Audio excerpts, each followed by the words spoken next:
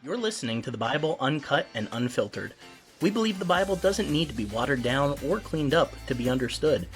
Our goal is to provide a healing place to discuss the questions you can't ask and the context you won't learn in church. I'm your host, Colin Connor. Now, on to the episode. And welcome back, everyone. This is a little bit of a different episode here this week, which, if you are following along real time, you may have already noticed by the title of the episode being a little different than what we had teased. But don't worry, we are still going to do our series on the Bible. We're just pushing that back a week because something else came up that I really wanted to do an episode on and talk about with you all and with a couple of friends. So we have a couple guests on the podcast here today, a couple of returning guests and a new one as well. So we have the lovely editor of the podcast, who also happens to be my wife and occasional podcast guest, Jana. Hello. We have two-time guest of the podcast now, Stephanie Connor, my own mother. Hello, everyone.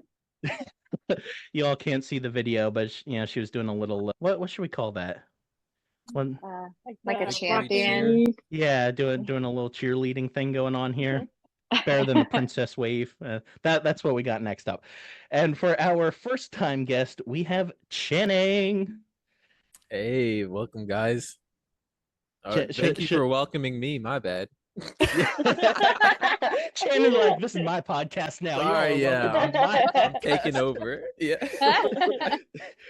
This is the We Two Kings and Two Queens podcast.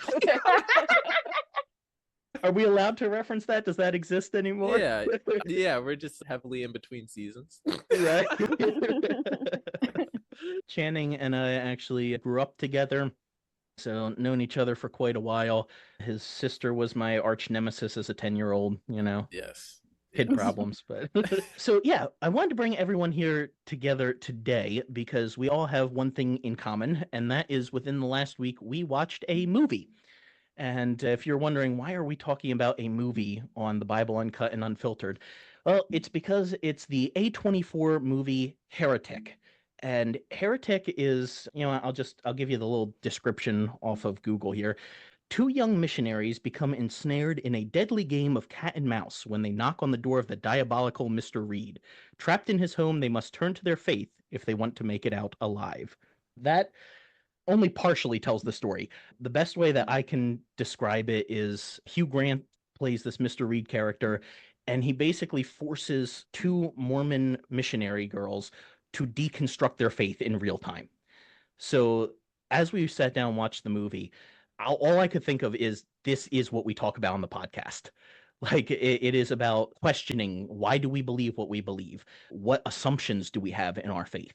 And it just felt like a really poignant movie that I think would pair well with the podcast here. And Jana and I love watching movies together. It's pretty much our go-to entertainment, is we just love seeing just about any kind of movie. And my mom gets dragged into that whenever it's basically any kind of horror movie.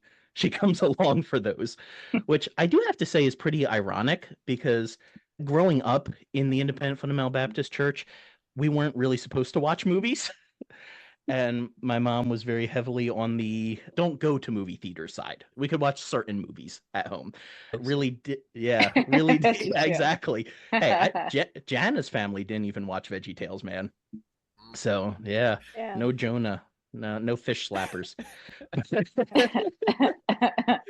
but we watched Shrek and it was totally fine, not a problem. But now, Mom, you might have a little bit of a different remembrance of this than me, so correct me if you think I'm wrong here. But the last movie that I remember you going to with me before you backslid into the sin of fundamentalism was Monsters, Inc. We went to the theater for that? We went to the theater for that because, now mind you, Monsters, Inc., let's see, let me just look this up real fast here. Really? Yep. Monsters, Inc. came out in 2001. So I would have been quite young, and my memory of that movie is literally just at the very end when they have all the doors, that they're in, and Randall is hanging from the one. Yeah. And for whatever reason, I remember like the theater was full, and so we were in one of the first two rows, and so very young me is just looking up at Randall hanging off of the door there. Well, that is possible that we did go because that year is the year that we started going to an IFB church. Interesting. Where I would have really tightened up on things. So yeah, probably 2001.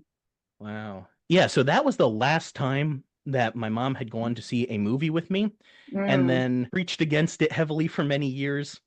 And then I come back from college, and Mom, do you remember the first movie we went to see together after all that? I remember feeling like a rebel because of how I was dressed. But no, what did we see? I'll give you a hint. It was right at the height of COVID. It's 2020. I don't remember. Quiet Place Part 2. Oh, that was such a good movie. So I go from the last memory of my mom in a movie theater is Monsters, Inc. to Quiet Place Part 2. Wow. Which, admittedly is not that heavy into horror, but still, it was quite a jarring experience. And ever since then, she's pretty much tagged along for all the horror movies we've seen. And ask myself, what am I watching? And Channing, I wanted to get in on this because he's my A24 buddy. For those of you who don't know, A24 is a production studio. I believe it's out of Australia, if I remember correctly, originally. No, it's American, but it's named after, I think, the road in Australia. Regardless, it is a film production company that they started off a little bit smaller, kind of an alternative to big name Hollywood studios, and they've grown quite a bit over the years. Their movies tend to be artsy. They span all different kinds of genres. You get some that are like, okay, I know I just watched something that's like artistically a good movie, but I'm not sure how to feel about it. Yeah, you get stuff like The Witch and Men, Dream Scenario, but then you also get some stuff that I think they've given us some of the best movies in the last, well, really in this century so far. Like they're also the studio that gave us Everything Everywhere All at Once, which I would argue, I got Channing cheering over here. I would argue that should be in everybody's top 100 movie list ever, and quite possibly in like the top 10, or definitely in like the top 10 since I was born. But I think possibly even just like top 10 to 20 movies ever. It is fantastic. So a lot of their movies tend to lean into religious themes, certainly not all, but there are many that play with religious ideas. And so when I saw this one coming out, I was intrigued, but I didn't entirely know what to expect. So once we saw it, I had messaged Channing saying, "Oh, you have to see it." And he immediately texted back, "I was just about to say you have to see this and we need to talk about it." And I said, "Okay, well, what are you doing tonight? Because we're about to talk about it." So we just want to take this podcast here to talk, not necessarily to like review the movie from a cinematic angle or anything like that. There's plenty of other people who have done that sort of thing, but just to kind of talk about, as people who grew up in fundamentalist religion. I mean, none of us have ever been Mormon, but I'm about to tick off some Baptists here and say that there are elements of Mormonism and the Baptist faith that really overlap a lot, not always in doctrine, but in practice. And so I think there was a lot that all of us here resonated with or found interesting or worth talking about. And we just wanted to share that conversation with you all here. But I do want to say, before we get into anything else with this episode, two things right up front. First off, this is going to be a spoiler-heavy episode. So if you are interested in watching this movie, there's really no way to talk about it to the level that I want to without getting into some of the plot twists of the movie. So if you're interested in watching it, just go out, go watch it. We'll wait. We'll be here.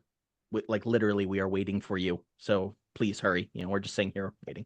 Like Schrodinger's podcasters, right? We're just sitting here. Maybe we're here. Maybe no. But go ahead, go watch the movie, and then come back and listen to this. So that's first thing. Second thing I want to mention is it is technically a horror movie. I would argue that for the majority of it, it's more like psychological thriller, but it does get into some horror elements, and we're probably going to end up talking about a little bit of that. So if that's just not really your thing, feel free to skip this episode. Totally okay.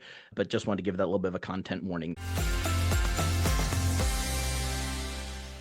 Channing, you want to start us off and just give a little bit of a recap of the film story? Yeah, for sure. So the movie starts out with these two girls. Actually, well, rather, they're young adults and they are Mormons.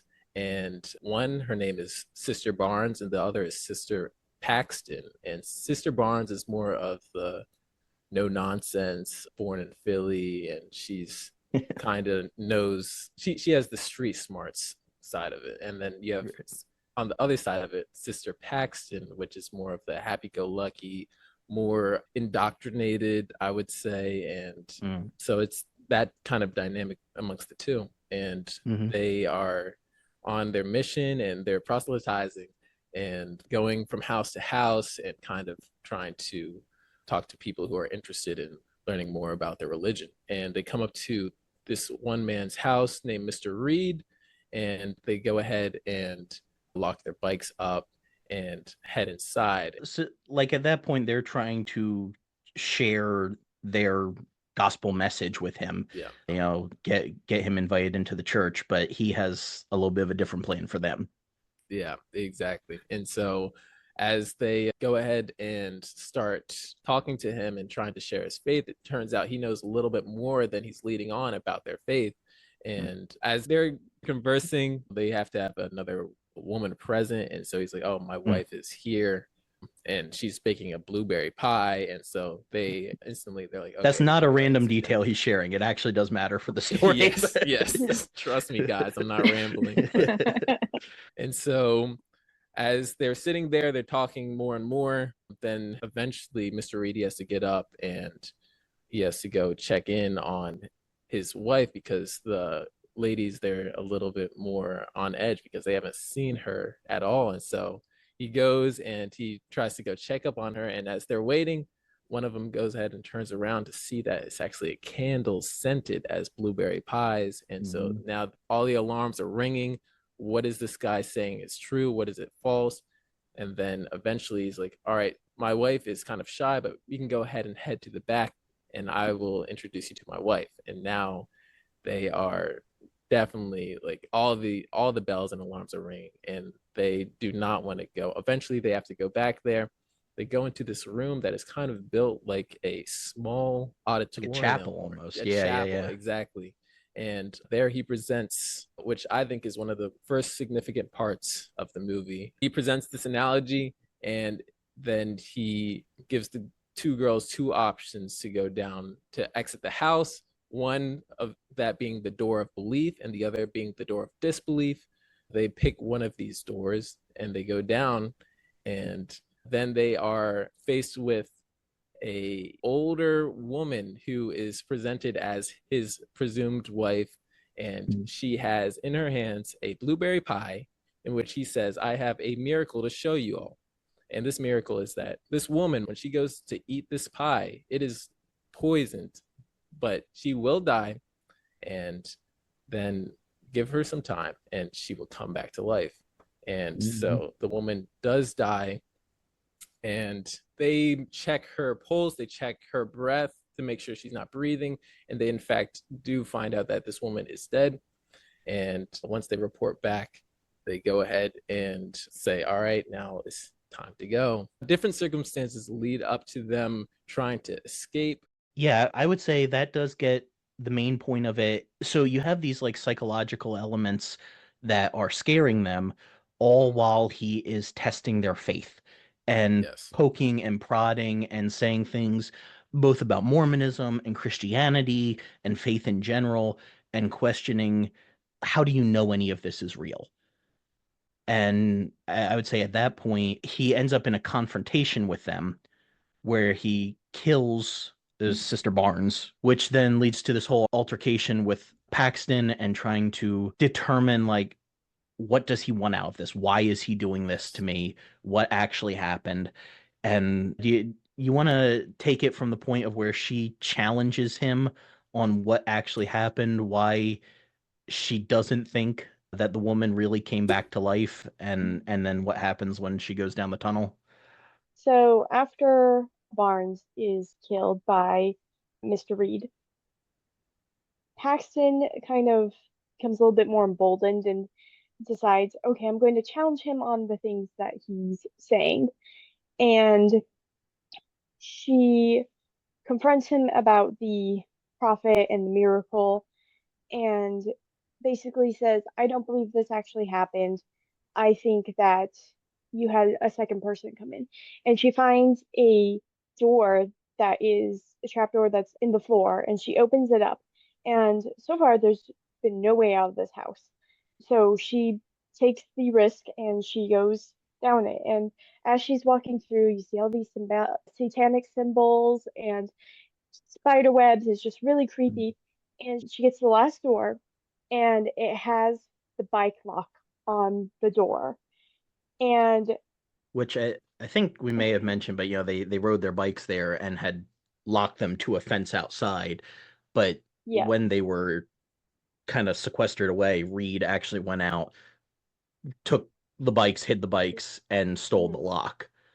So yeah, that was a whole aspect of it too, was where the key ended up and the bike lock. But yeah. yes, yeah. And that is an integral part of it too, is the key happens to be in her pocket when it was originally in the other girl's pocket. And so she opens it and she walks into this room that is freezing, and there are all these women that are in cages. And of course, Mr. Reed is, comes up there and he makes a big grin thing of, this is all choice. They're in cages because they've let me put them in cages, and just this whole thing. And what we didn't mention earlier was that she had I don't even know what it was that she had picked up from the chapel. It was some kind of sharp, pointy thing. I'm not entirely. Letter opener. Oh, it was a letter opener. Oh, she had a found. letter opener. Yeah. Okay, yeah. So she has the letter opener. She stabs him. She runs, and only to find that the entire thing is just one big circle that she's in, and she ends up right back down in the basement again. And of course, who is there? Mr. Reed, even though he was stabbed. And the movie ends with the her sitting there praying for some kind of miracle to happen to get her out of this. And Mr. Reed comes over, he's like crawling over, and he's going to stab her in the throat. And the other girl, who we all thought was dead at this time, she gets up and she hits him over the head with this plank of wood that had nails out of it that we had seen earlier in the movie. And so then he's dead. She's able to escape. And as she's in the forest, there was a conversation that happened earlier that said if reincarnation was true, she was going to come back as a butterfly, and she wasn't going to land on the shoulder or the head or the she was going to land specifically on the finger. And so as the girl is in the forest, she has the butterfly there, and then the next scene it cuts and the butterfly is like all of a sudden gone, and not even a scene, just a frame. It's there for one frame and gone for the next frame. Yeah. Yeah. And then you're just left wondering, well, what happened? Did she make it back okay? Did she die in the woods? What happened with Mr. Reed? Did the police come in and rescue these women? And you're just left to whatever you want to believe happened is what happened. Yeah. So a whole thing throughout the movie is very much belief, and why do you believe what you believe? Do you just believe it because you were told to believe it, or do you truly believe this, and what evidence do you have for it? And the one other thing I wanted to add into that, Jana, is the girl that said she wanted to come back as a butterfly after she died. That was Paxton, and she's the one at the end that survives and has the butterfly on her. So it leans into just some of those questions like, what's going on here? I think it would have changed the ending if the other girl had said that, since she had died, but it didn't. Yeah. Go ahead.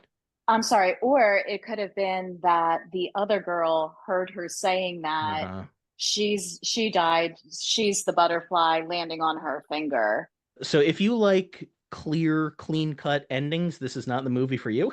If you like ones that make you go, what the heck just happened? This is right up your alley.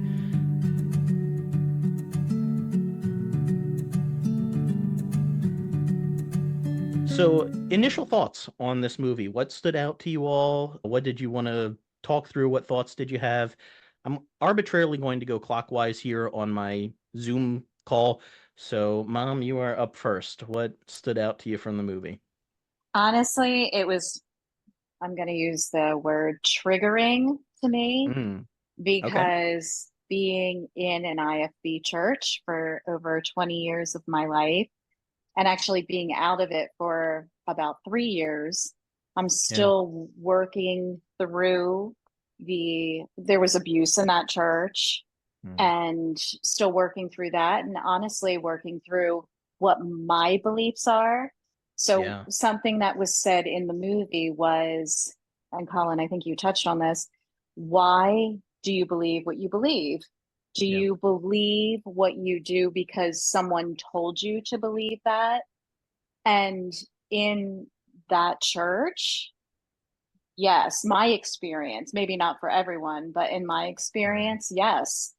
And the other thing that was really hard to hear was when Mr. Reed said they're in cages because they let me put them there, or Hmm. not those exact words. And Right. I thought that related very well to my church experience, just Mm, the cage of what they put on you there. I can't think of the word I want to use, but it brought back a lot of what I'm working through mm. personally. So really it hit close to home for me with Yeah. those two things.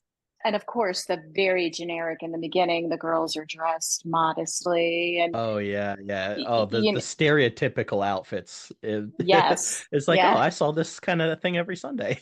yeah, They shopped exactly. at Baptists R Us. Yeah, yeah. So no, I mean, in a way, I feel like, again, I'll say in my experience, not everyone has this, and um, you do. It's almost like I let them put Mm, me in a cage. I let them do it. I gave them that permission to do that, not mm, knowingly. mm. On this side of it, I can see it. So it kind of made me angry in a way. That's a big part of why I wanted you on this conversation, not just because you saw the movie with us, but the remaining three of us here grew up in the IFB. We did not have a choice. We did not willfully choose this. You're the one here that did, Hmm. and for plenty of reasons that we could get into here or at another time. But I love how you kept bringing out this whole thing of the choice to be there and yet still being caged, because Hmm. I don't know that we clarified this enough when we were doing the description. So I'm just trying to imagine, if you haven't heard the movie, let me try to give you a little bit of clarity on this here. There's a heavy focus in the movie of choice and power, and in the realm of religion, you could use the word sovereignty, though I don't think they ever did in the movie. But it's very much like, do we actually have a choice in life? Because by the end of the movie, this gets into the whole bike lock thing that Jana mentioned. Like, Reed was trying to prove to Paxton, every single decision that you have made this entire night is because I planned it. You are standing here right now, despite the fact that it seemed like she had torn apart his logic and ruined his plan and found out the secrets that he had been hiding.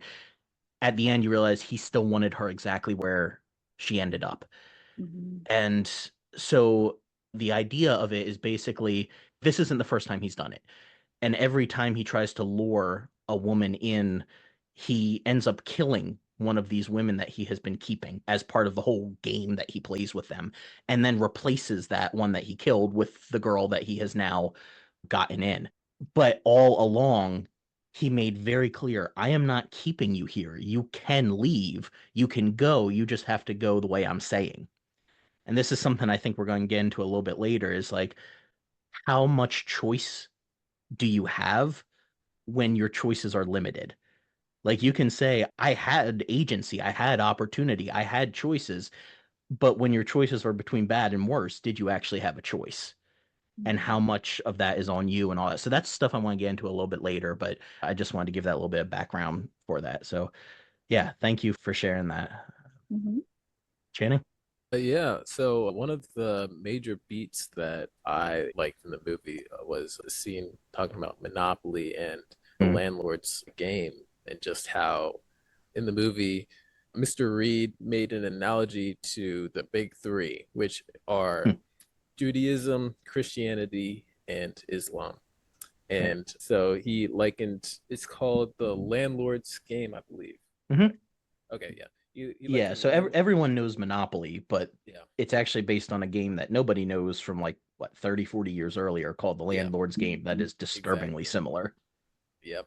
And so he likened the landlord's game to Judaism, which was the original, the OG, and how it, even though it's the original, it's lesser known, and in the realm of religion it's lesser practice. He referenced that it's only about 2% ish of the world practices Judaism. And then you have Monopoly, the original, which is Christianity, and how it's just booming everywhere, and how that's like the main religion and the most popular one. And then it follows up with Monopoly like Spy, or I don't know, it was like Yeah, a one of the new spin-off. ones with like credit cards and all that stuff, Yeah, right? Yeah. exactly. Like Monopoly Heist, and that one Yeah, is yeah, the new fresh, the clean Islam. And then he brought up a small little box, and it's like Monopoly like dice, and yeah. that's That was the that. Bob Ross edition. Yeah, the Bob Ross. Yep. And it's a little spin-off of the original Monopoly, and that's what he said. Oh yeah, Mormonism, that's you guys. You guys are the little spin-off. And so that really like put things into perspective, and how everything, even from the stories such as like the flood story, or stories where there is a deity or someone who resurrects, it's not original to just one religion. There's stories within each different religion, and all of these religions also claim to be the one only true way. And that brings up the question, okay, which is the true way? And Mr. Reed was saying the deeper that I dived into it, it was as if none of these were the way. So that's what really stood out to me. Yeah, no, I loved. This is going to make me sound like an awful person to anyone listening that doesn't know me, but I don't want to say I related to, but I kind of related to Mr. Reed through the movie. Yeah, part of it is just that was like Hugh Grant's role of a lifetime. Yeah, he was made for that role. And I honestly, the whole movie, the acting was great. Hugh Grant was awesome in it, and so were the girls. Sophie Thatcher, who I think is probably most well known for her work in Book of Boba Fett. And no, I'm kidding. It's actually Yellow Jackets. No one watched Book of Boba Fett for good reason. And then Chloe East, and they both did a great job in their roles, which I don't know if any of you knew this going in. I didn't, but watching the movie, I thought, wow, they really nailed the portrayal of these Mormon girls. Like they really got it down well. Both of them are ex-Mormons. Interesting. I did not know. Yeah, so they did know how to play the Yeah. roles well. And with Hugh Grant, I'm embarrassed to admit this, but I was a little late on the Wonka train.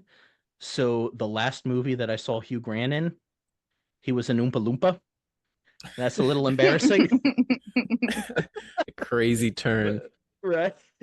But he did a great job in the movie. And he had a serious Jeffrey Dahmer vibe. Yeah, the glasses did not help. But he was also just, I wouldn't say quite Hannibal Lecter level, because like Lecter will seriously get in your mind, but he was a psychopath. Obviously, I am not clinically licensed to say that, but I think he fits the clinical definition of a psychopath in that role.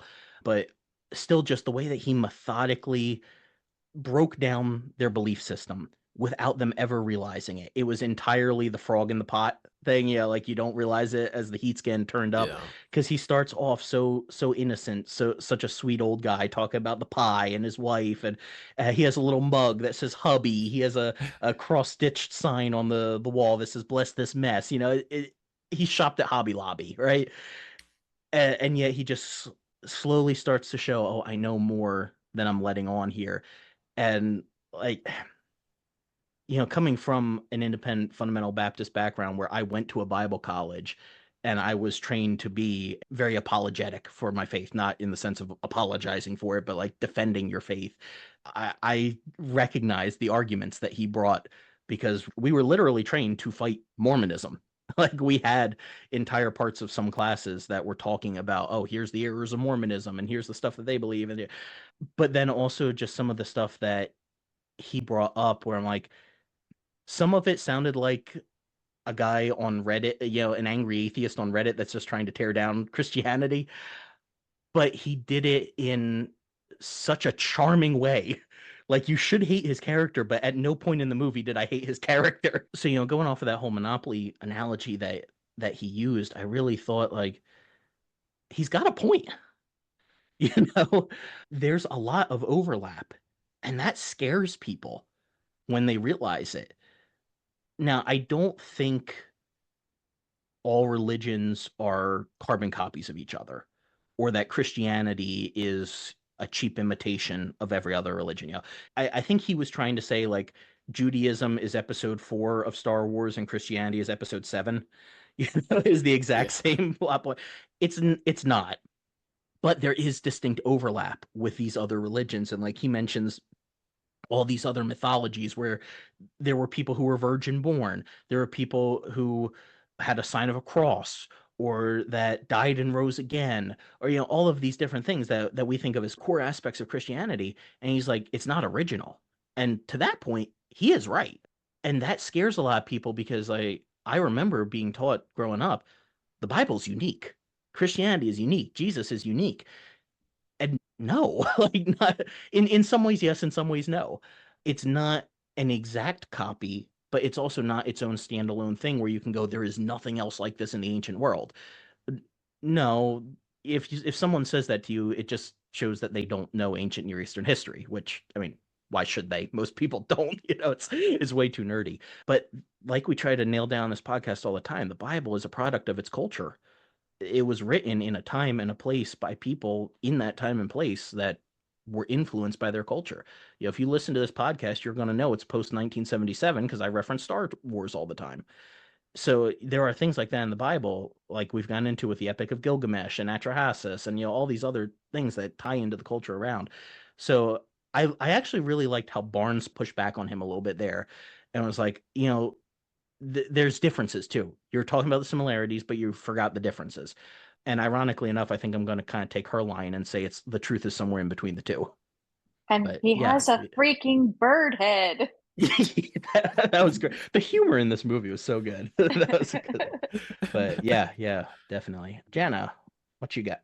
Yeah, I think I'm just gonna kind of riff off of what your mom was saying earlier of just how, a lot of the stuff that he did was because people let him do it, and how with religion, a lot of people get away with stuff because you let them get away with stuff. And just that line of thinking made me think of, how much pastors are put on such a pedestal. And in some congregations, it's kind of like a mob, if the pastor says we're doing this, then we're doing this, and it doesn't matter, what happened and what scandals and genuinely evil things are going on in the church.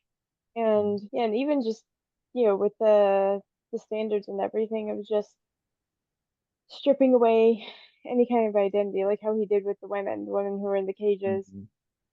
They all looked exactly the same, and that's how he pulled off his whole, miracle and everything. And it's Yeah. it's like the standards and the everything. Oh, we all need to dress exactly the same. We all need to look exactly the same kind of thing. And it just strips away your identity, and it makes it hard for you to leave something like that, because when you do leave or you do get out, and this kind of applies for more than just like church kind of thing, because I'm just thinking like the women when they got out, like their whole identity was being in this cage and waiting to be the next person to be a part of the quote unquote miracle. And it just makes it hard to actually leave, because it's like, well, what do I have once I leave? Who am Yep. I once I get out of this Christian circle? And kind of puts you into a bit of an identity crisis. And you're like, like we've talked about recently on the podcast, of you had all your eggs in one basket, and now that that's not what you're doing, it's kind of like, oh, what am I doing with my life now? And what is the meaning of life? It kind of leads to an existential crisis of sorts. So, Yeah. You oh man, I love how you tied in the sameness of the women in the cages, because this is what this movie did, is like it was making commentary of multiple things at the same time. Because while they did look the same, and that was a whole plot point, is we need these women to look the same so that I can switch them off, because the woman that ate the poison pie really did die and just got switched out for one that looked just like her.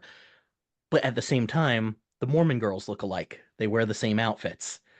And so it's almost like they were living in a cage of their own making, in a way, just like the women actually physically in the cage ended up there because of the choices that they made. And so I think with that too, like you brought up how hard it is to leave that and to get out of that mindset. I think some people that maybe haven't dealt with that to the same degree might say, well, why don't you just leave? It should be just go.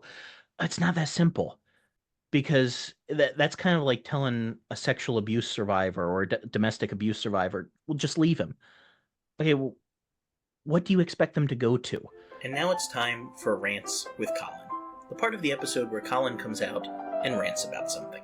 And this is, I need to, guys, keep me, all of you, keep me from going down the rabbit hole here, because I will go down this rabbit hole as I rant.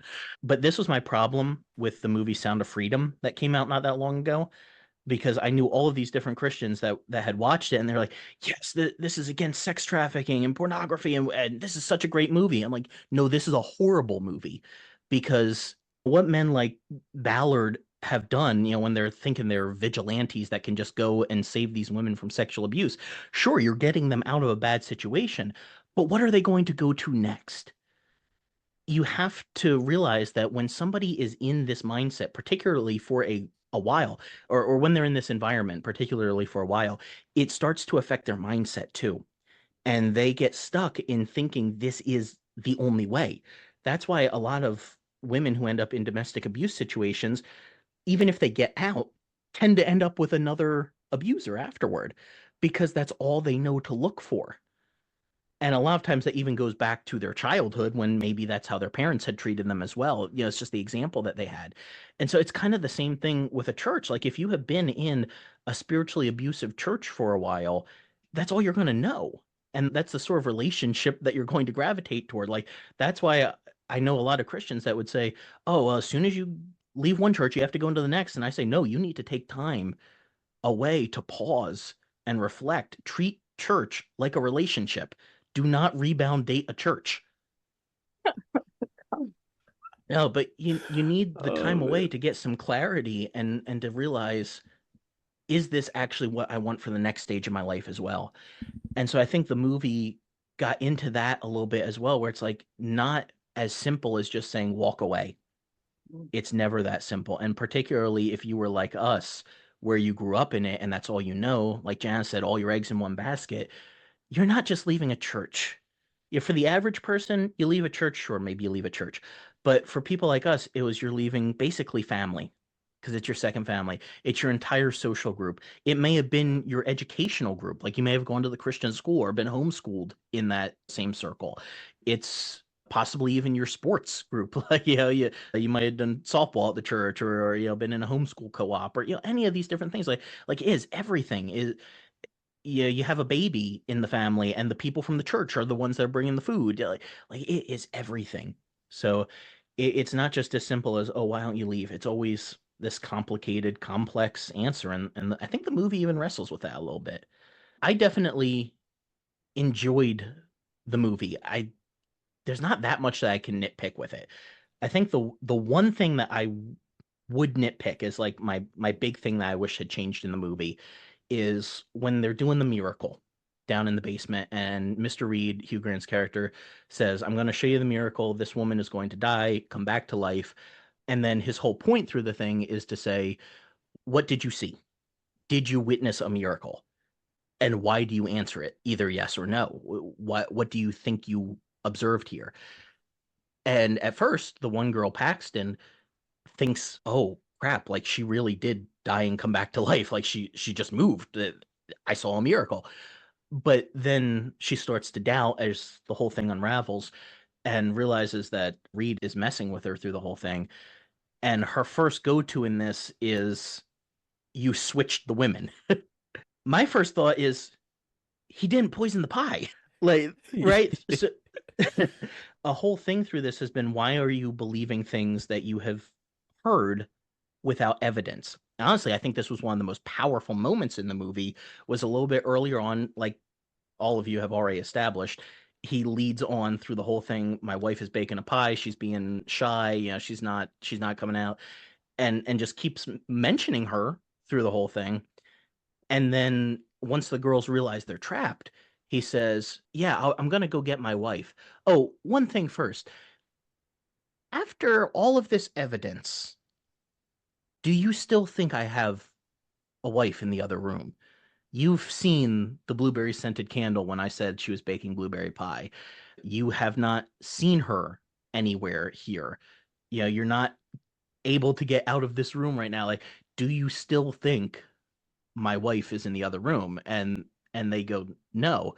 So he's just asking, like, based on the evidence, what are you choosing to believe? Despite all of these factors seeming to say I don't have a wife in the other room, are you still going to choose to believe I have a wife in the other room?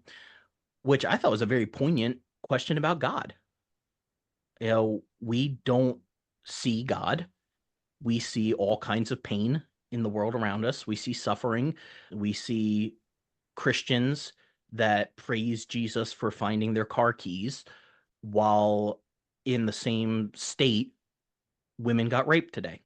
You know, we see all of these different religions of the world and their similarities, and the people who thrive in those religions, and the abuse that has happened in church, and yet we still choose to believe in God. Well, some people do. Some people look at all that and go, I don't anymore, because I think the evidence points a different way.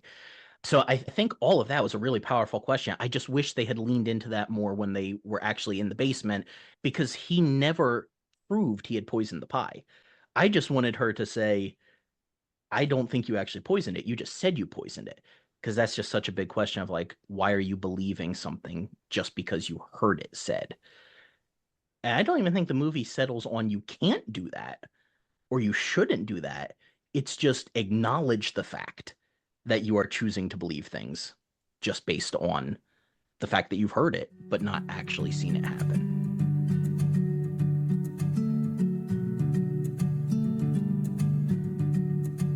So I do have some questions I wanted to go through here and just kind of get y'all's thoughts from the movie.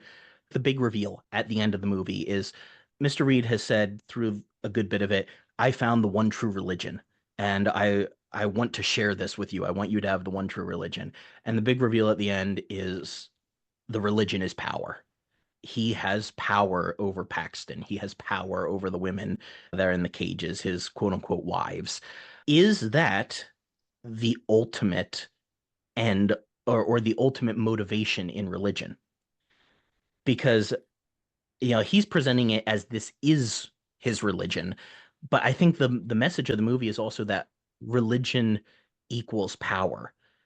Because I could tell all of you to do whatever. You know, I could say, here's a cup of poison, drink this, and none of you probably would. But the second that I now have religion behind me and I get to speak for God, I'm saying that God wants you to drink this cup of poison. And now it becomes a matter of faith.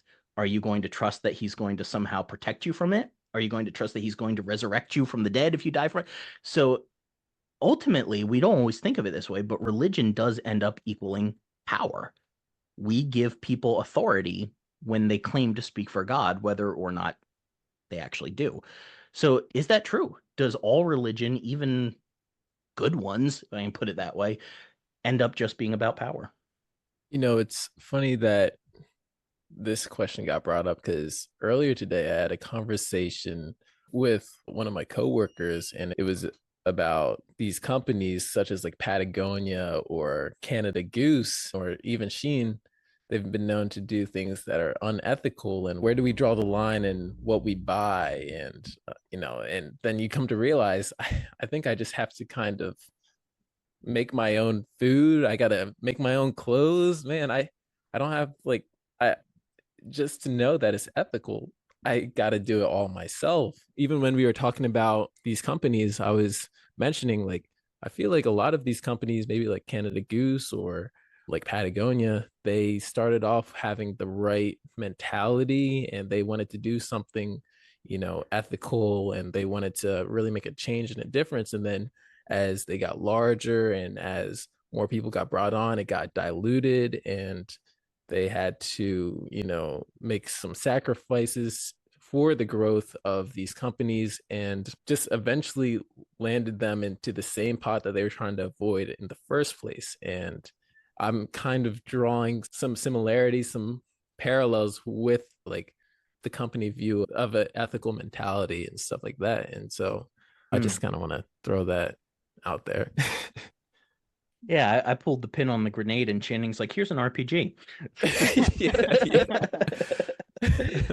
Right. And it's a legitimate question. You can keep that thought going even further. Like you say, at that point, I have to grow my own food and, make my own clothes. Okay, well, if you're growing a garden, where are the seeds coming from that you bought it? Do you know that Yeah. farmer that provided those was ethical? Yeah. You're getting the material for your clothes. How do you know that that material wasn't made from child labor? Yeah. It keeps going Seriously. down Yeah. and down the line there. And I don't want to make this political, but it is just the reality we live in with the capitalist mindset becomes power. And I'm not saying that's necessarily wrong economically, but as a Christian, I have to also look at it ethically and go, does this fit within my belief system, or is it possibly causing more harm than good? Going back to the original idea here, religion and power. What are we thinking? I think that it is the case. I don't think it's supposed to be the case. I Mm. don't think that's what's intended by God. But, thinking back on my time in the church, they totally had power over my life. And again, I gave it to them. I didn't realize I was willingly giving it to them, Hmm. but they had control over my time. I mean, Colin, Oh yeah. we were at church all the time. And Yeah, I we scoff at the people that do Sunday morning, Sunday night, Wednesday night. We're like, you bunch of losers. Yeah, we go more than that. we were there and we volunteered for Yep. everything. I mean, they had power over my time, over my finances, Over your and body, what you wear. what I wore, and I believed what they said.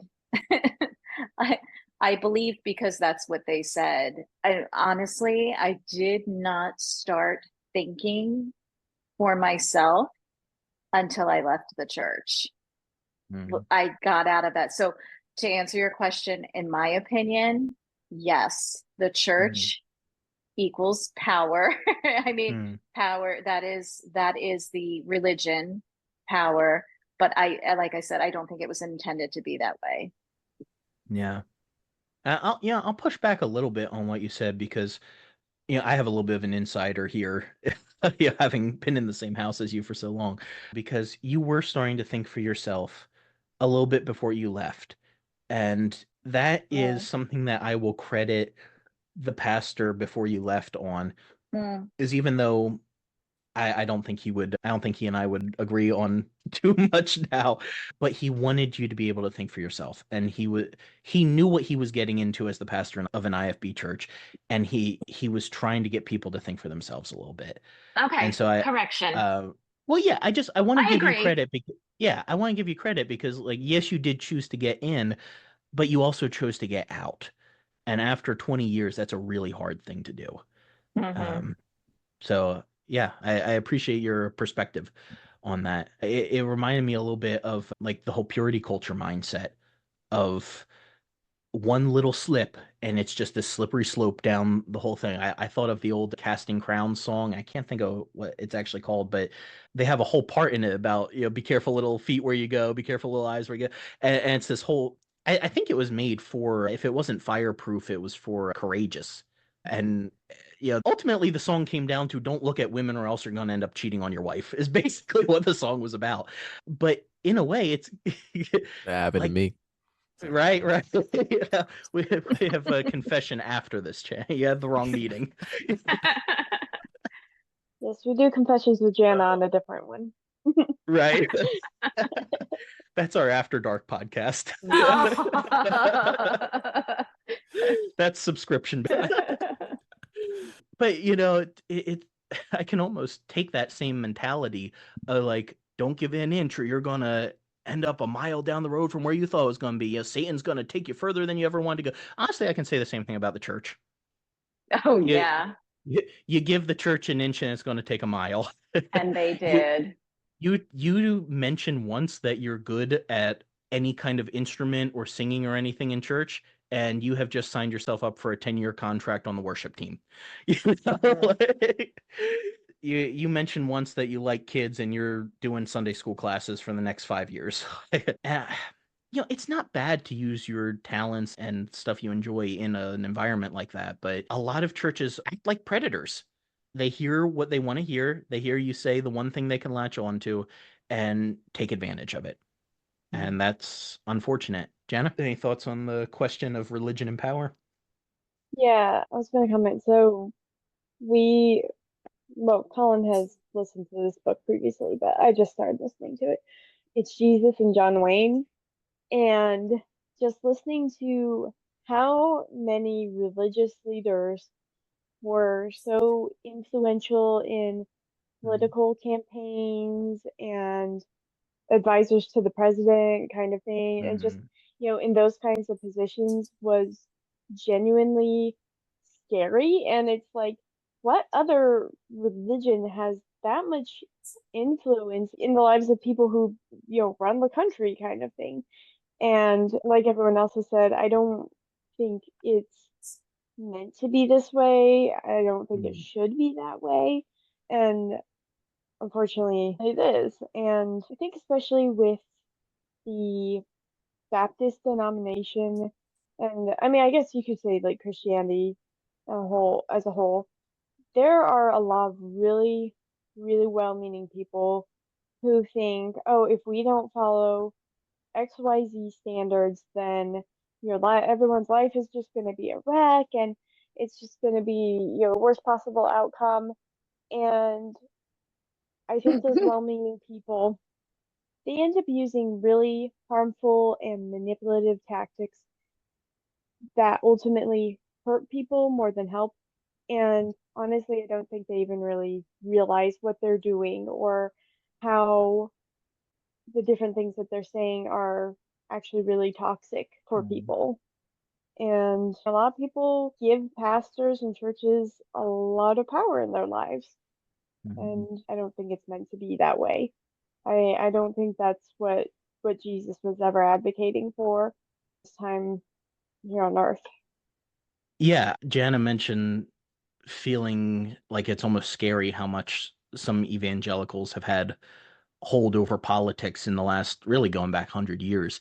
And I know there are some Christians that are like, what are you talking about, scary? Well, just imagine if the religion was reversed, if it was mainly Muslim fundamentalists that had sway over our politics and had the ear of our politicians. How many of you would feel uncomfortable with that? Now, I realize some of our listeners may not, and that's fine, but many coming from fundamentalist Christianity would. Well, if you don't want that, then what makes you think that everyone else wants you doing the same thing? You have to think about this isn't just about pushing my ways, because this isn't all a country of me. We have to, think about everyone else involved. Going to the question that we were talking about here, this is something that's bugged me for a while with religion and power, because I see Jesus as someone who believed that power was antithetical to good religion. Everything he said and did gave up power.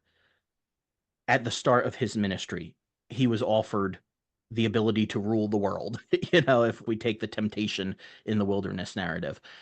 At the end of his ministry, he has the opportunity to prove to the entire world, come down from this cross and show you're the Son of God. And he never once does that in either case. He says, no, I'm going to show that what I believe is powerful on its own without requiring power over people. The power is that I lift up the people who have no power. And he didn't minister to the religious leaders. He talked down to the religious leaders. He talked smack to the religious leaders. He beat them around, possibly even literally, if you take the one account of the cleansing of the temple.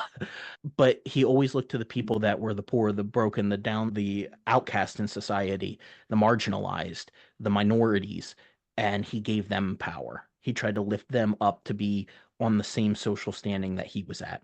Here's the question that has really bothered me for a while now, and I still don't have an answer to it, just being honest with all of you, is I am not convinced Christianity can survive and be true Christianity past one generation. Because think about even within our Bibles. I think we can say pure Christianity in the form of Jesus, right? But then within a generation, by the time we get to Paul, and you already have a bunch of churches spread around the ancient Near East, he's dealing with all kinds of abuse issues in those churches. Physical, sexual, marital, emotional, spiritual. He covers all of them in his letters. And the church became about power, controlling people and telling them what to do. And then very shortly, we get it linked with the state, with Rome, and it completely takes over the known world. And it seems like for Christianity to be what it's meant to be, it has to be a minority. The second Christianity gets power, it stops being Christianity. But for any group to survive, it needs to reproduce. And for it to reproduce, it gets bigger. And as it gets bigger, it gets power. So I truly do not know if Christianity can remain faithful to its origins beyond the first generation. I almost think it needs to be a phoenix that burns to the ground and reinvents itself every generation. Because the second you start to get second generation Christians, the second you start to get people who were raised in church, the church then has power over them. And it's no longer the mission of Jesus. Wow. Yeah. Those are my uncomfortable thoughts. These are Colin Shower thoughts. This is why no one likes talking to me. Let's keep the conversation rolling along here. This is not any easier of a question, but this is one that has bugged me about the movie, and I would love your thoughts on it. When they're in the chapel and Reed gives them the choice between going from, you can leave, but you have to go out one of these two doors, and you don't know what's behind them. The doors basically look the same, just on opposite sides of the wall. And he says it's a simple choice, but it should not be made simply. And then he labels the doors. He says, I'll help you out. He labels the left door belief and the right door disbelief. And Paxton, forever the pragmatist, is basically saying he wants us to disbelieve like him. Let's go out the disbelief door. And Barnes, who gets a little bit of courage in the moment, says, like, I'm going to trust that God is going to protect me through this if I remain faithful. This is an experiment. I am going to show that I stand on my faith. So she convinces them to go through the belief door.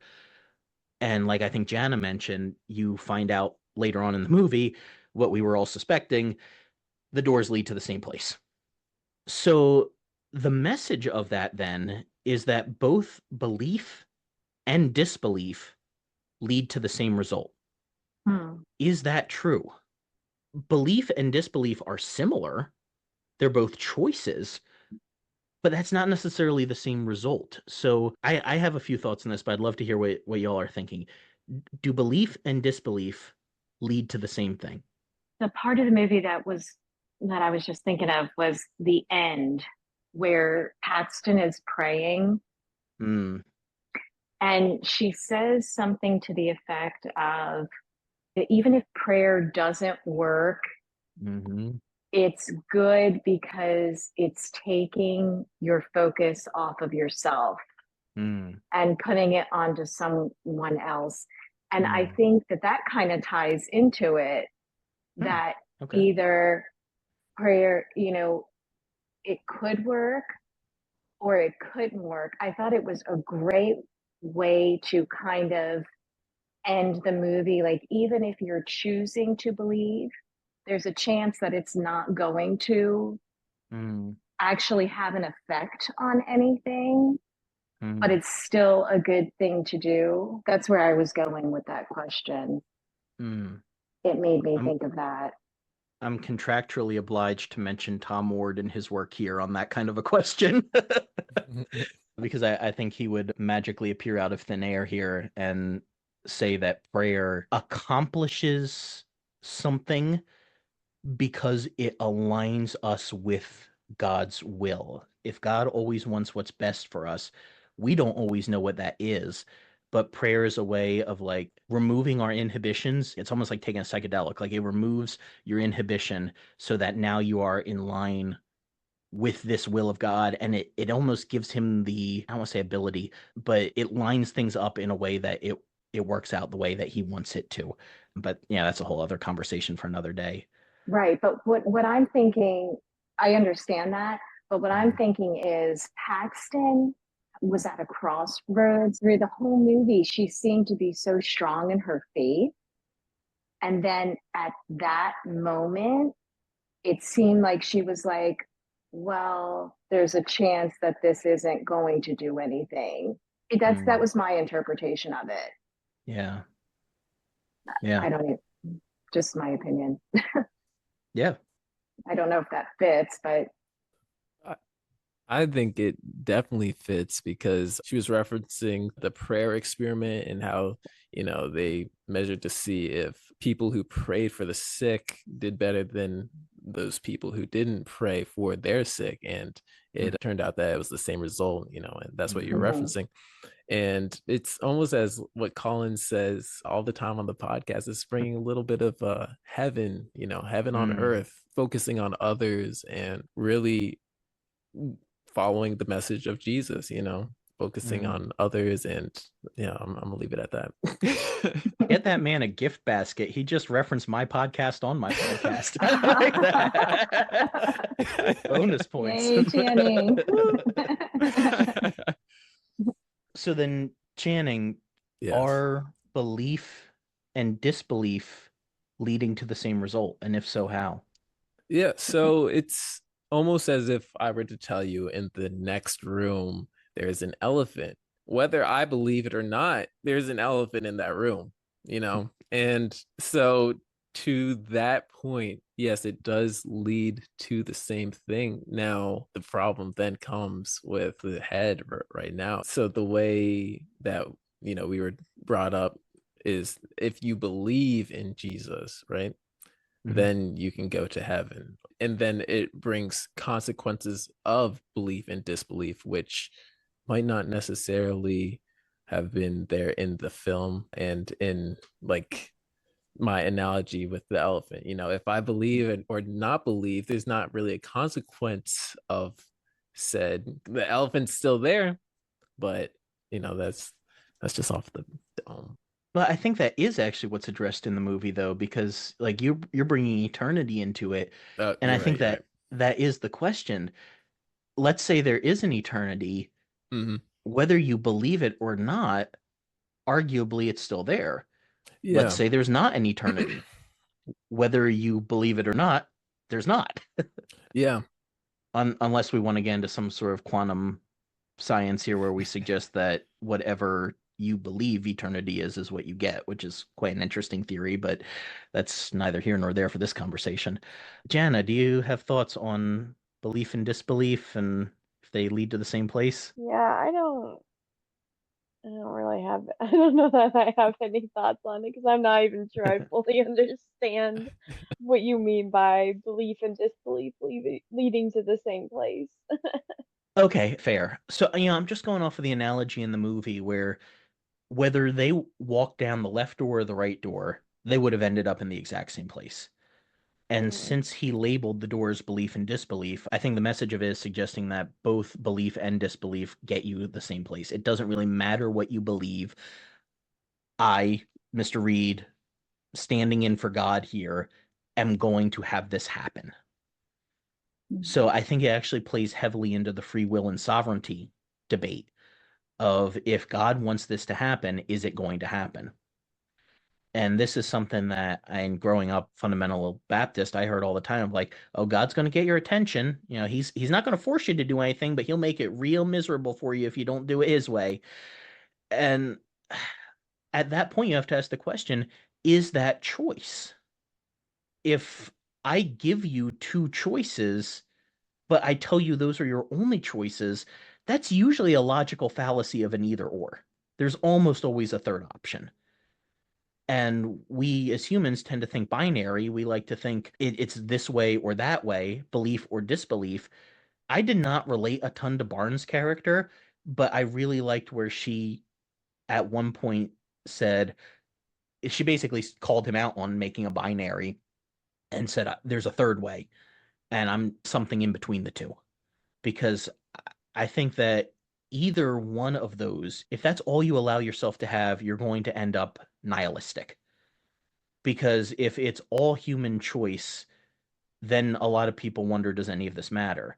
But you can ask the exact same question if it's all God's choice. Because then, this is way too nerdy for a lot of people, but when you get down the rabbit hole of Calvinism, I've known some people that are like, oh, let me look at the ground. Okay, God ordained before humanity was ever created that I just looked at that blade of grass.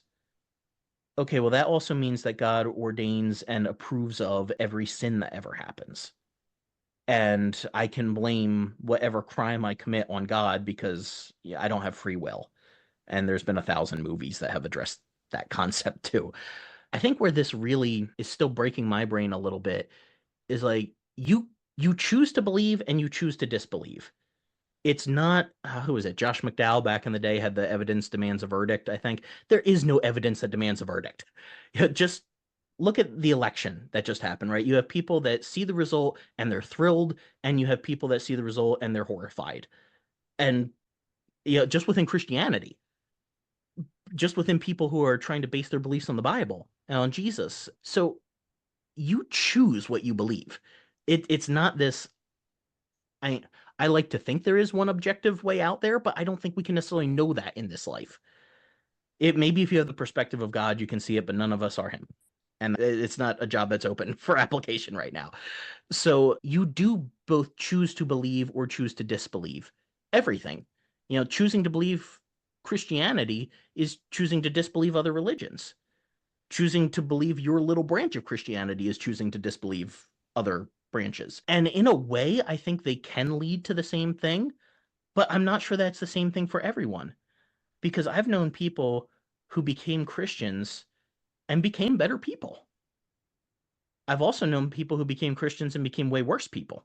I know some people would say, oh, well, religion makes you happier, religion makes you healthier, religion makes you a better person. For some people, it does. And for other people, it makes them complete a-holes. To use the overused analogy of the tea bag and the hot water, all the flavor is in the tea. And what brings out the flavor is the hot water. I feel like religion is kind of the hot water, and it just brings out what's already in you, for better or for worse. So I don't think that belief or disbelief inherently make you a better or a worse person. I think they just both lead to whatever you wanted them to be in the first place.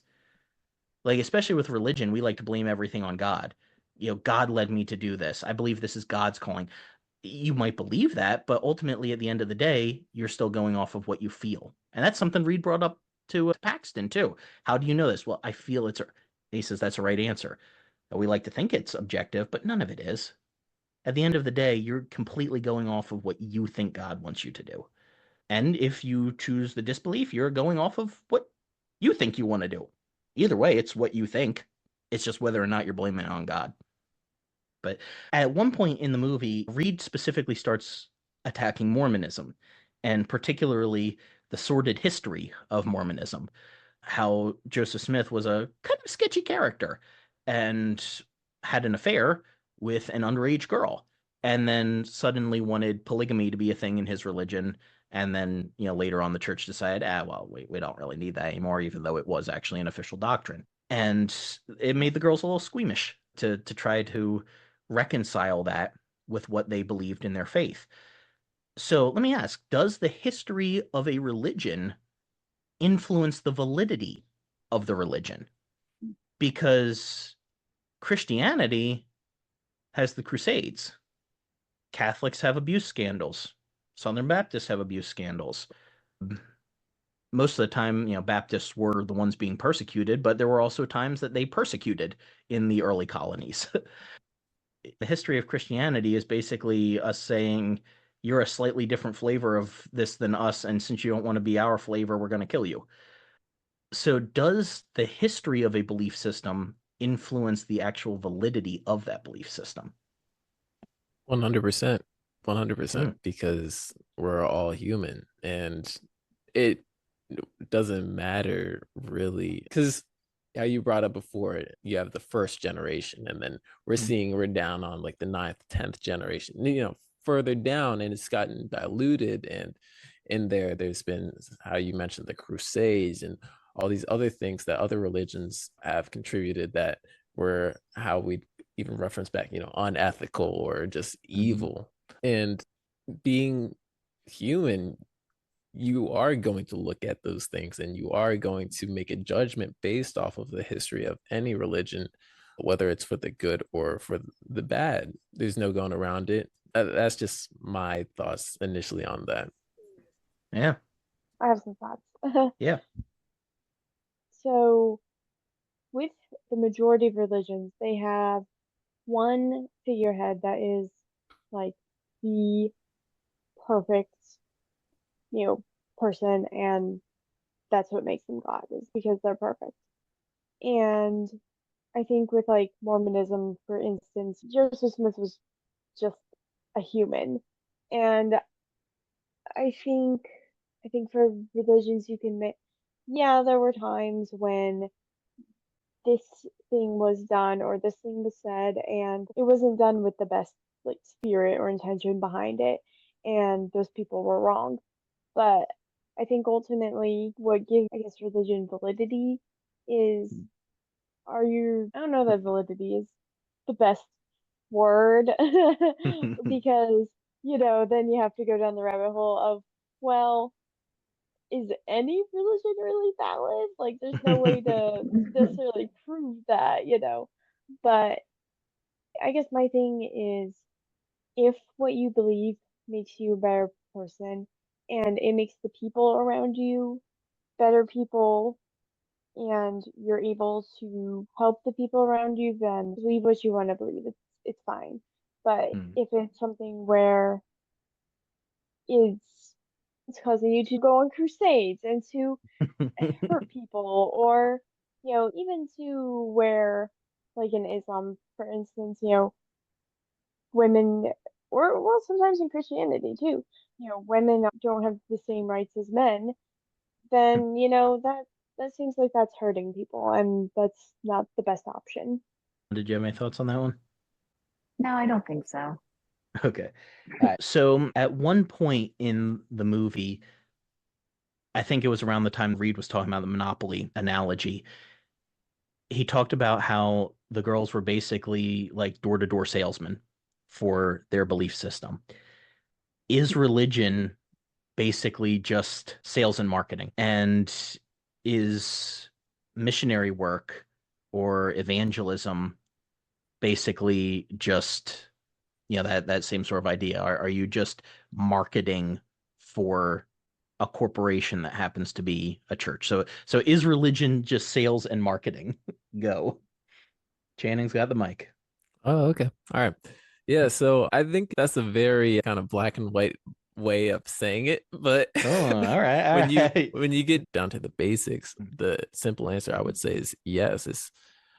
It's essentially like, as it's gonna sound kind of like binary, but if you find something that works for you, why wouldn't you want to tell others how it works for you? You know what I'm saying? So Sure. like, if we're telling others about this movie right now.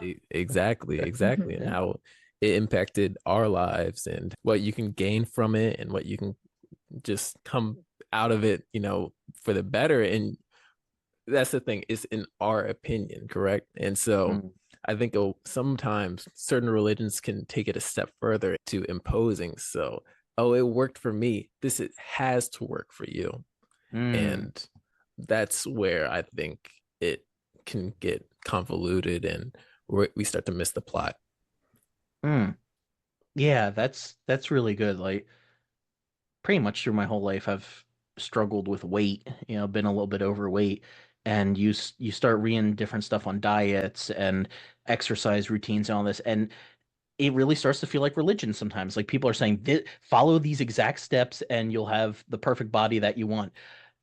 And what you eventually come to realize, hopefully, is everyone's body is different.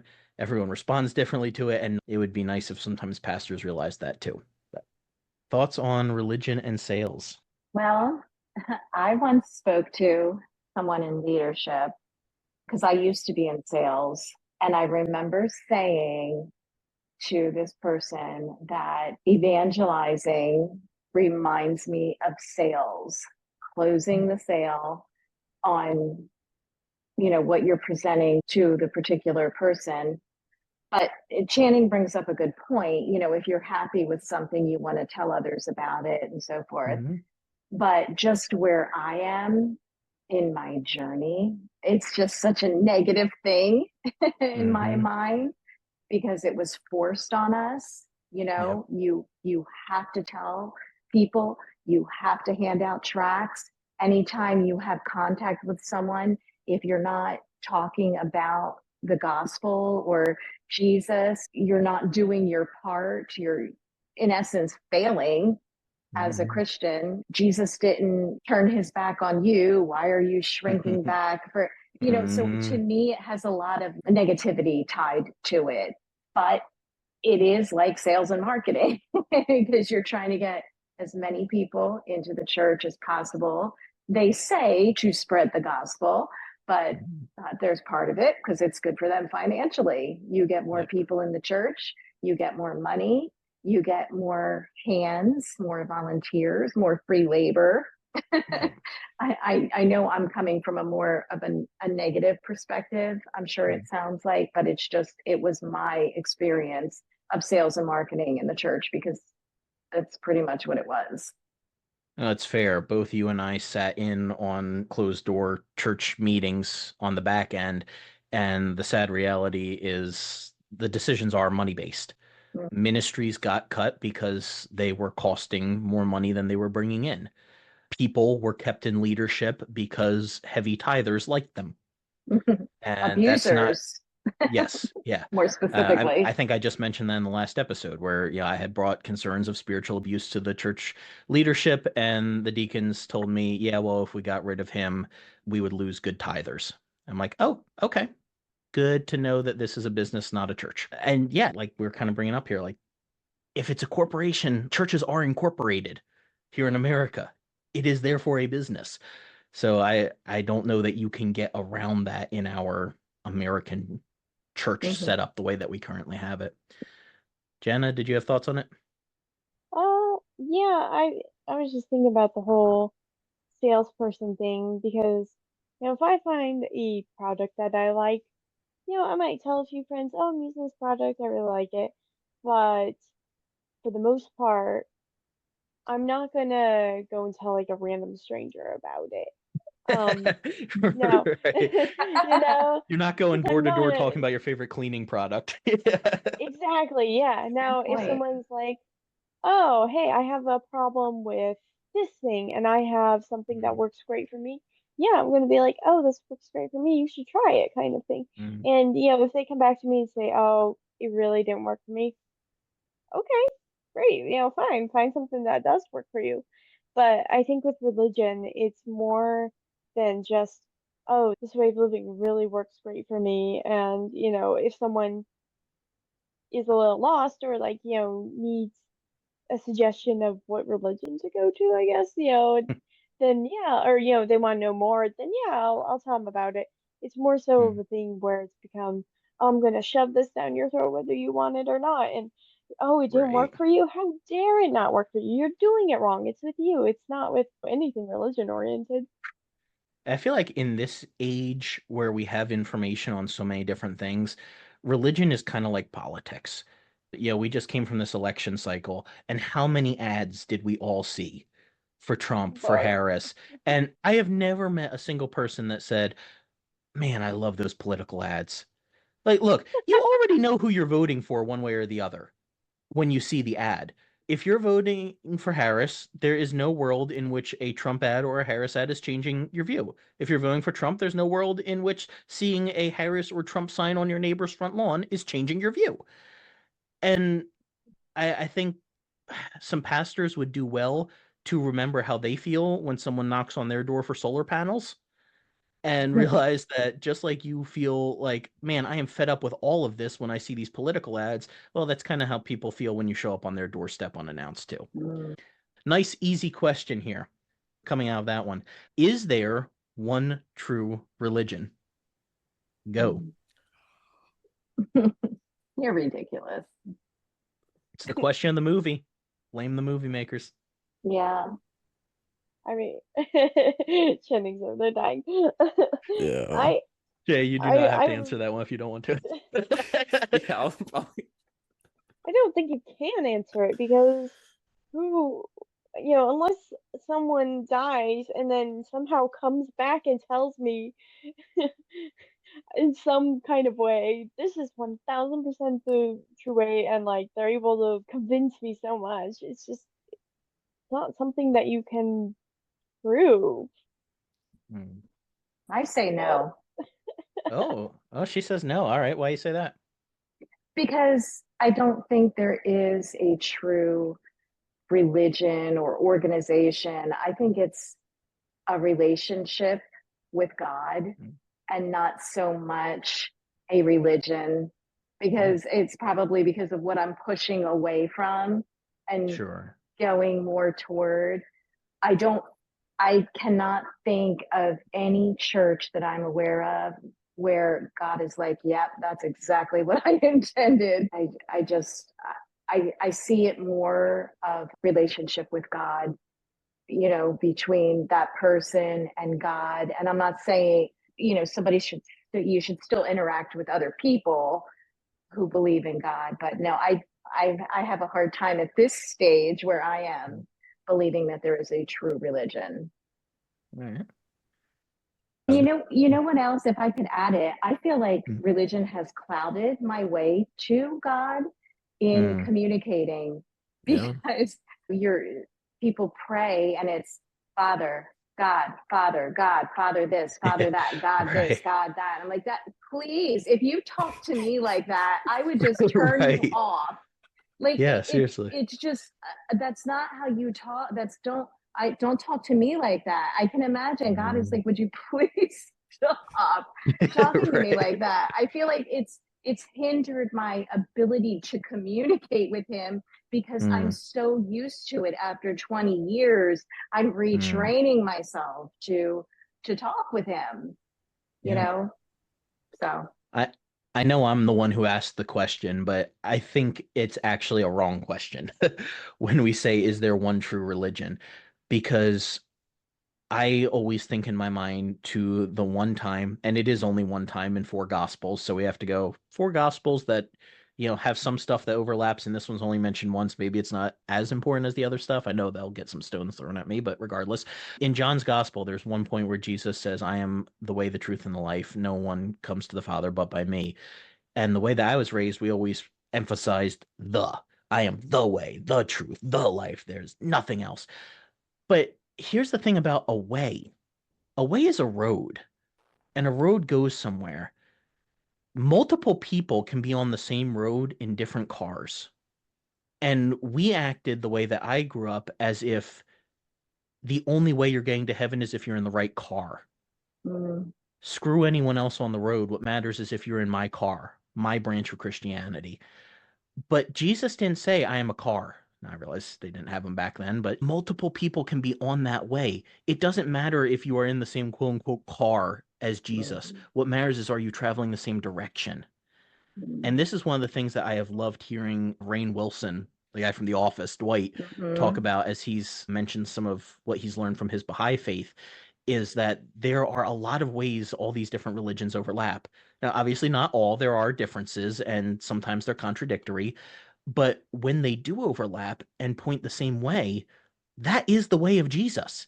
Whether they name it as such or not, if they're going the same direction as Jesus, that's the way of Jesus. Hmm. And so I don't think is there one true religion is the right question. I think you can say maybe there is one best way for us to be humans and to find God, but that way is a direction. And the question is not, are you in the exact same car as me going that direction, but are you going that direction, regardless of whose car you're in? Hmm. Mm. That's good. Another easy question here, because miracles serve as such an important part of this, and whether or not they will choose to believe the miracle in front of them. Would you say you believe in miracles? Now, I am not just talking about the stuff in the Bible, did Jesus walk on water? If there was something that was able to be verified in front of you, like they had in the movie, would you choose to believe it, or would you work to figure out how it's a magic trick and choose Mm. to believe it's a magic trick, even if everything seems to point the other way?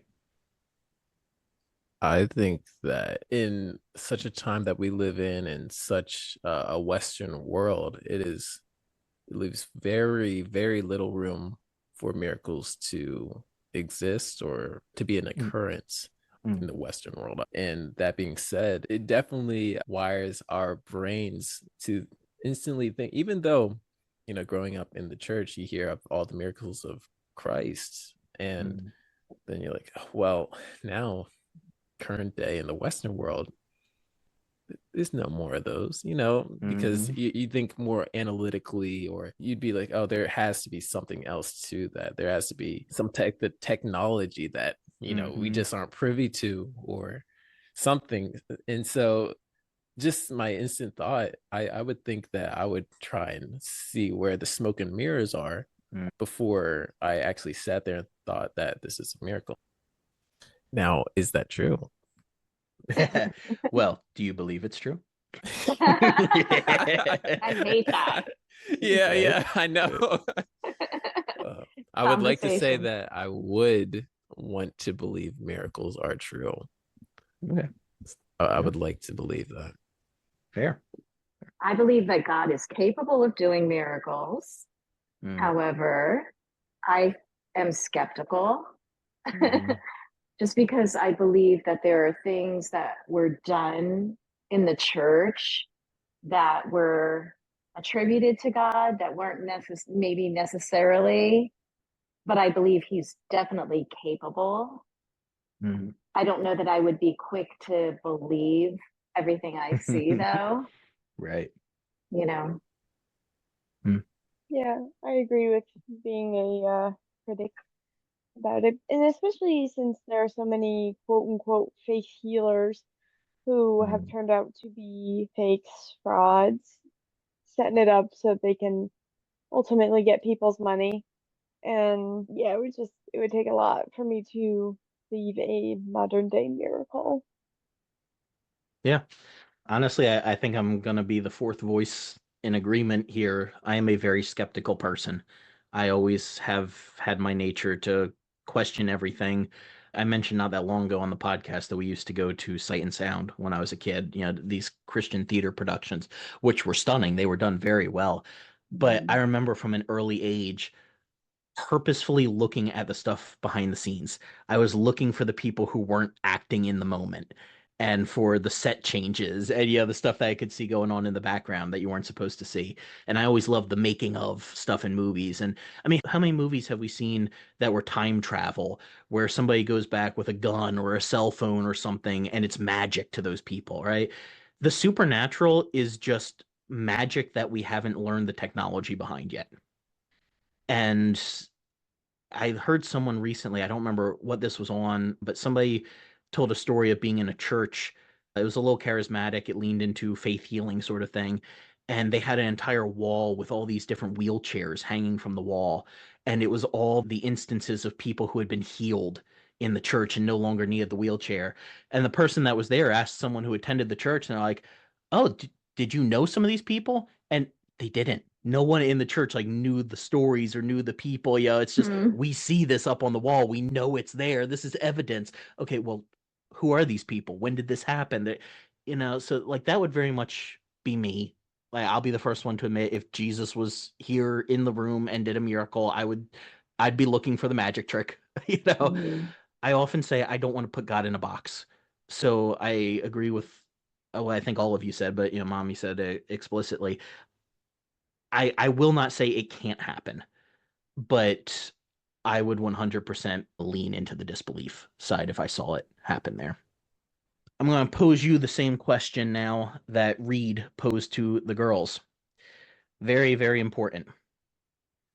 Burger King, McDonald's, Wendy's, Taco Bell, Hardee's, and Checkers. What's the order? Wendy's, Wendy's, Wendy's. Yes, Wendy's is the The best. rest don't even show up on the list for Channing. Yeah. Give me that $5 biggie bag. And... yes. We just tried the Krabby Patty from Wendy's last week, actually, yeah. and we both were like, "Man, we This is forgot how actually good good. Wendy's burgers are." Right. Emma, you gotta weigh in. Wait, Chick-fil-A wasn't in there? It was not. Oh. The Lord's chicken is The not Lord's included. chicken. All right, Wendy's. All right, we got 4 for Wendy's. Yeah. I will say it's hard to beat a McDonald's fry. That is the one thing I will give them. True. But That's good preaching right there. Yeah, amen, sister. Hey, Checkers got some good stuff. I'd put that a little higher on the list, but Burger King should be lower. Like I think Paxton put it at the top for her. I'm just like, ain't no way. Yeah. Burger King is right there with Taco Bell, just about. So I have always hated Burger King. It is. Burger King should come with Tums. I will say I do like Hardee's, but we don't have them around here much. We used to. Yeah, true. We used to have All one. right. Last question.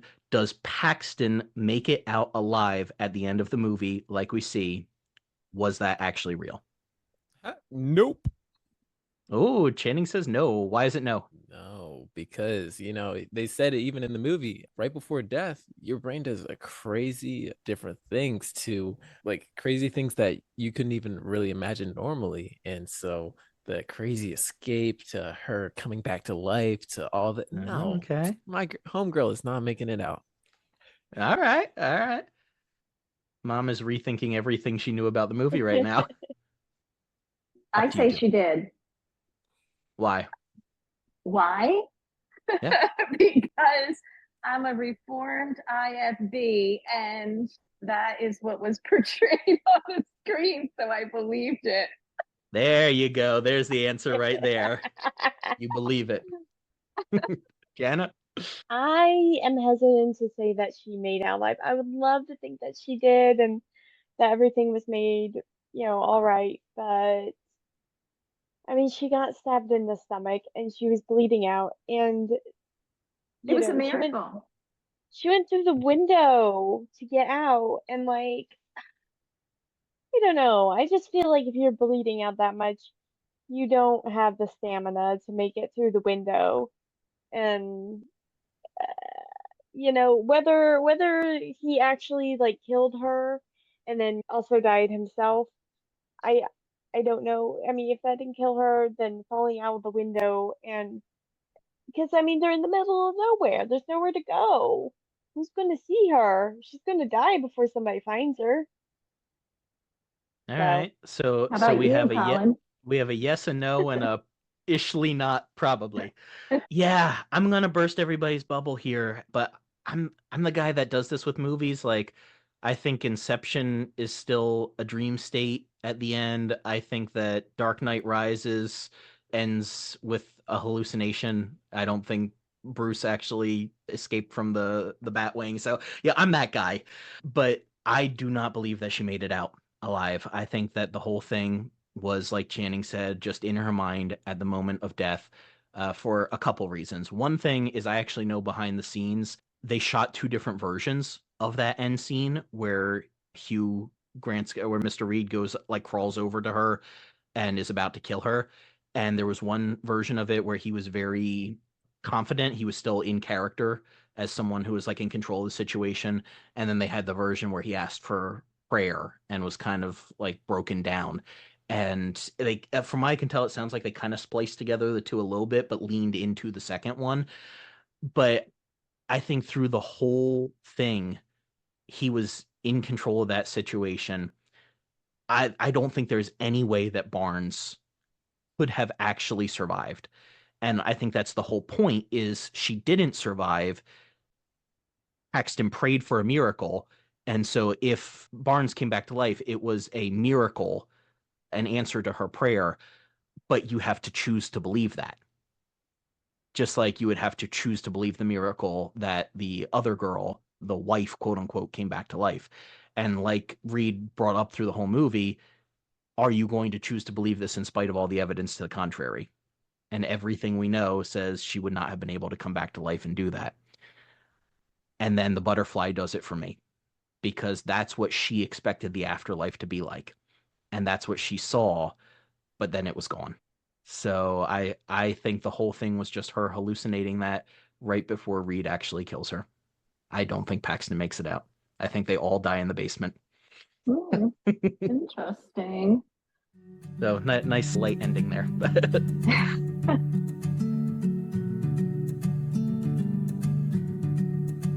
Obviously, we've been talking for quite a while here, and we could go so much longer talking about the movie. There are so many other elements of it that I think we could address. And yeah, again, just coming from an independent Baptist circle, like, I know I wasn't Mormon, but a lot of it was really similar.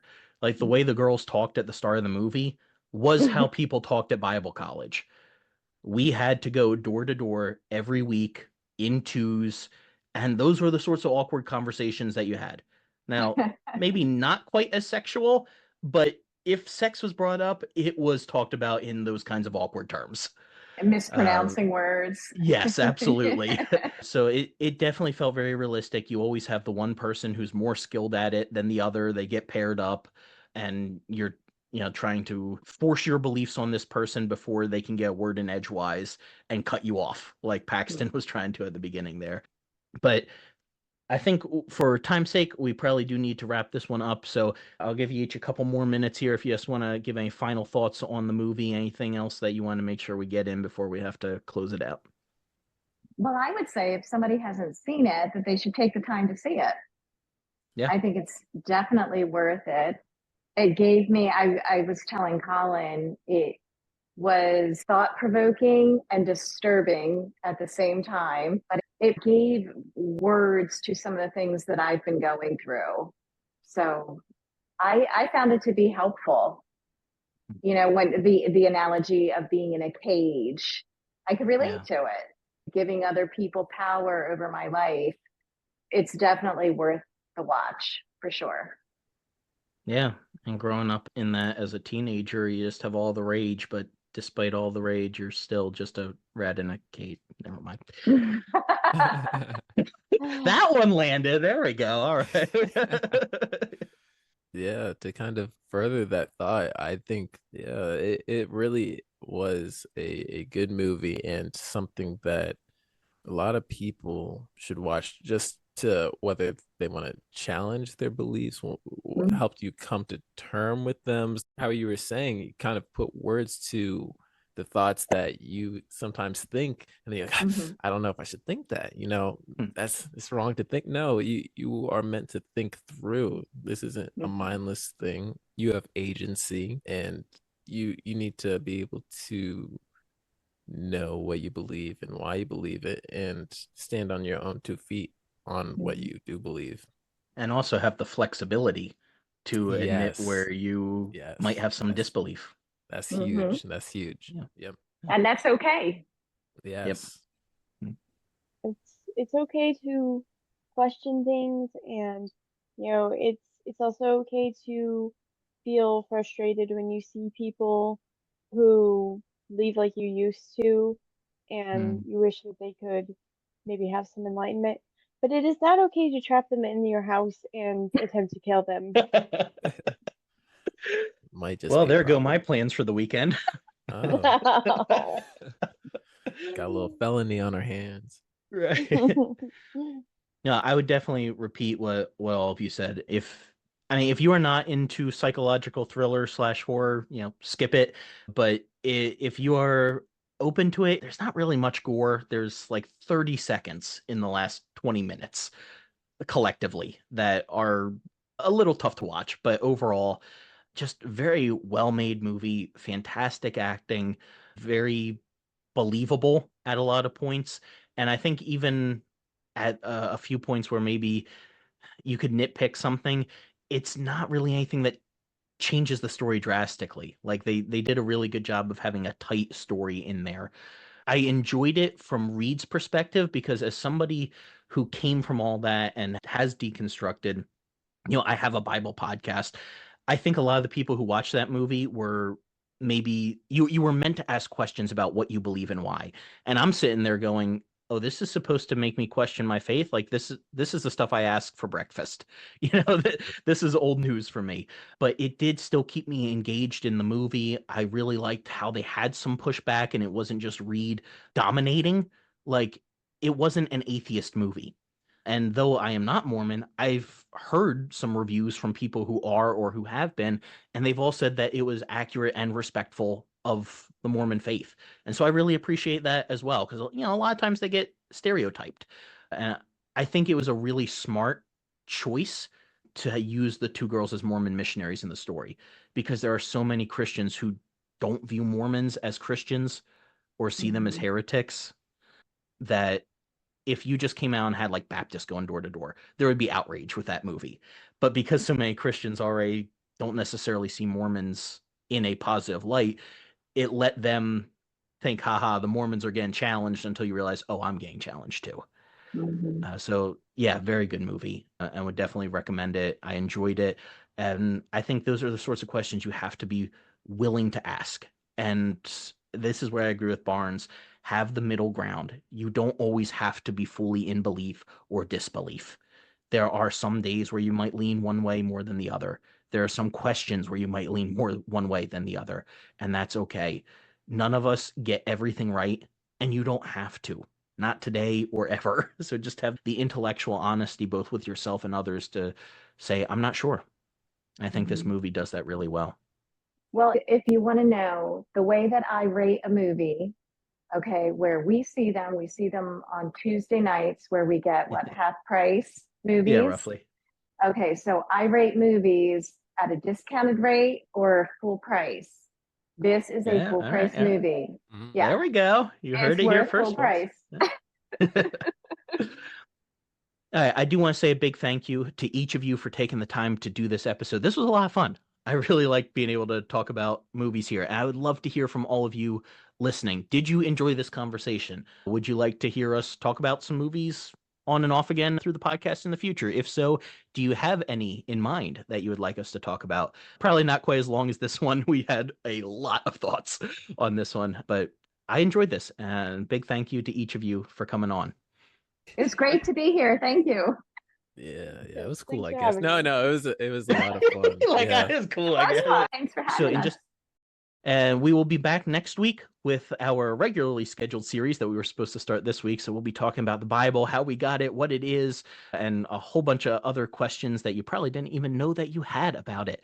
But until then, stay curious and keep asking questions about the uncut and unfiltered Bible. You've been listening to the Bible Uncut and Unfiltered. We hope we provided a healing place to discuss the questions you can't ask and the context you won't learn in church. If you enjoyed the podcast, would you take a minute to share it with a friend? You could also rate and review on your podcast app. If you'd like to donate to keep our work going, you can go to our website, thebibleuncut.com, and click on the Support Us tab. While you're there, check out the recommended resources and blog where we post show notes and other articles. Thanks for listening. We'll see you next week.